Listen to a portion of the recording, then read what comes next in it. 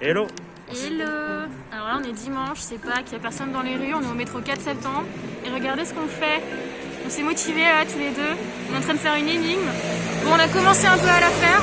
Et on a passé 30 minutes à chercher une rue sur le plan parce que vous comprenez avec Google et les technologies. Ouais, on s'est dit on joue sans les trop technologies, ça utiliser c'est les la plans vraie vie ça. papier, et voilà.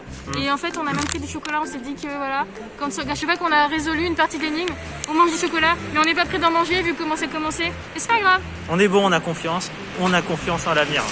Rendez-vous dans 2 heures pour vous dire si on a réussi ou pas les petites énigmes. Après un quart d'heure de marche, on a réussi à trouver la place des Petits Pères au métro 4 septembre et on découvre une magnifique église qui est ouverte pour la messe.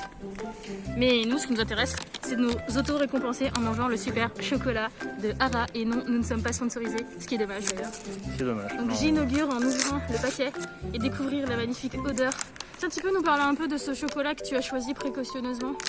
Alors le producteur surtout, c'est Hara Chocolat, c'est un chocolatier torréfacteur.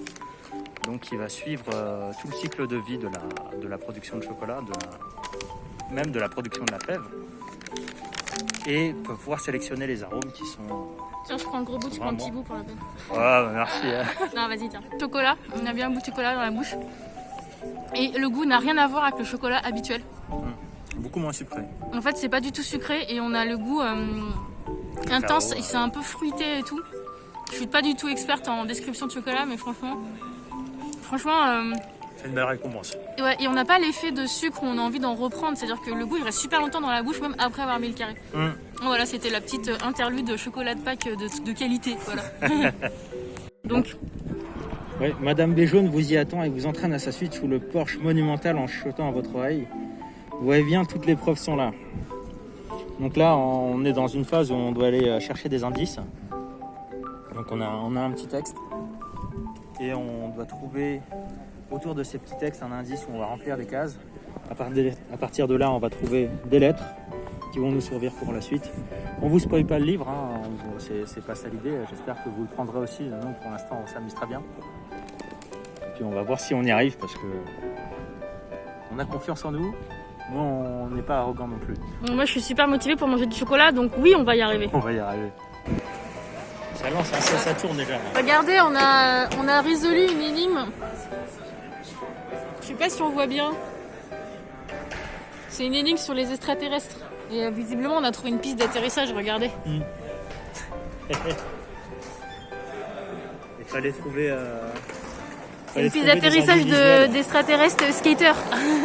Fallait trouver des indices. Et c'était pas facile. Par contre, pour l'énigme dans l'église, là, on n'est pas rentré, on n'a pas filmé dans l'église, mais...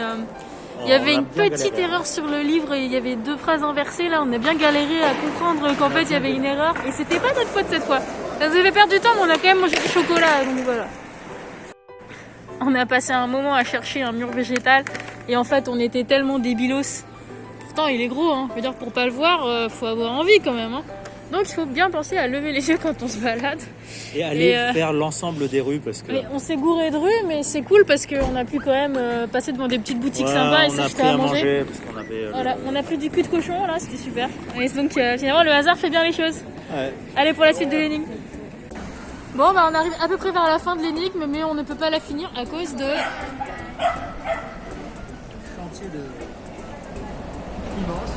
Un chantier qui est au centre de la rue, là où on est censé faire notre énigme, donc on ne peut pas aller sous le bâtiment. Mais bon, on va regarder la petite réponse pour composer Joker, la phrase de fin. On va se permettre de Joker.